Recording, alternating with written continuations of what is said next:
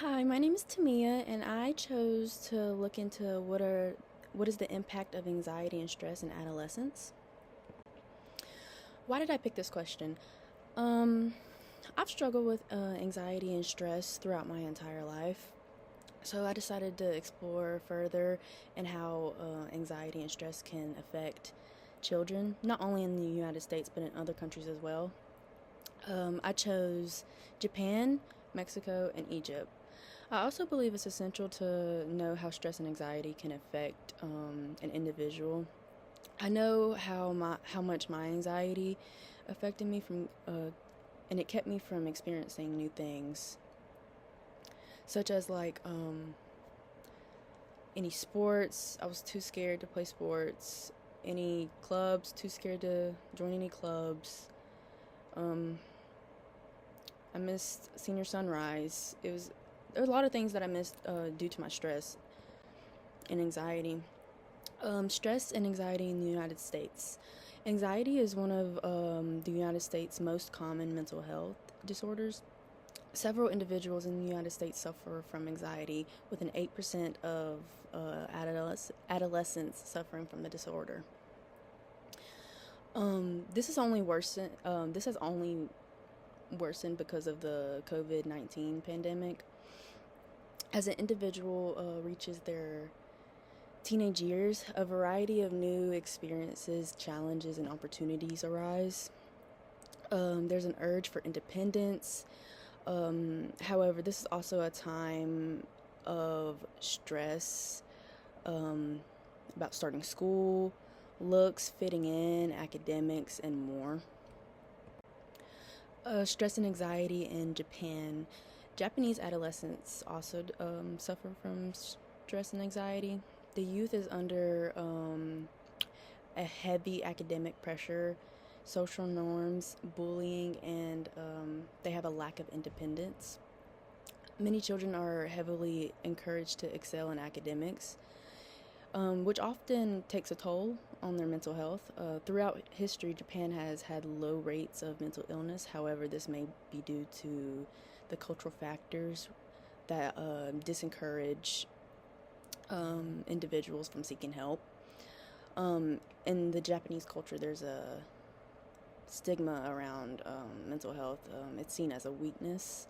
I've actually seen videos from Japanese students taking us throughout their entire school day, and it definitely does look stressful, and I could see why they have such a bad problem with stress and anxiety, because they start way early in the day and then they don't get home until late, and I would think that's just pretty crazy. Stress and anxiety in Mexico. Like any other individual, adolescents in Mexico are also at the same risk of anxiety. Some studies have shown that there's worries and ruminations might be less prevalent in Mexican individuals.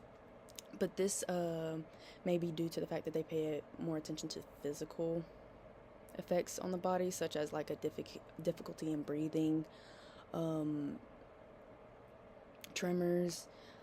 Uh, Due to this, they don't if you if they don't classify it as anxiety. They just classify it as a like a panic attack disorder. There's just a big stigmatism around mental health, just like in Japan. Stress and anxiety in Egypt.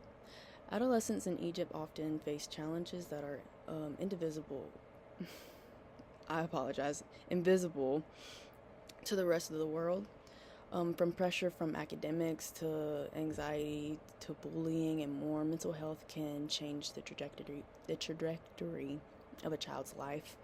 Due to stigmas around mental health, many Egyptian parents believe that bringing their children to get help, um, they often hesitate to seek help for their child due to the belief that seeking therapy means something is wrong with their child. Stress is a natural emotion. For some, it's normal for anxiety to go away on its own. It's also normal for some to continue to suffer from it. The symptoms of anxiety can include feeling nervous, worried, feeling restless, feeling fatigued, concentration problems, mind blanks, physical symptoms such as tensions and headaches and stomach aches. Um, these are definitely my symptoms. Um, I'm always nervous. There's always a restless feeling. I'm often tired. I have a really big concentration problem. My mind constantly blanks. I get like tension in my neck gets bad sometimes. I'm always getting headaches, and um, I do get stomach aches sometimes. There's many ways to control anxiety, such as yoga, exercise, meditation. Sorry, um, therapy. There's also accessible. There's also an easy, accessible way that is called diaphragmatic breathing. Um, it's just when you're like breathing.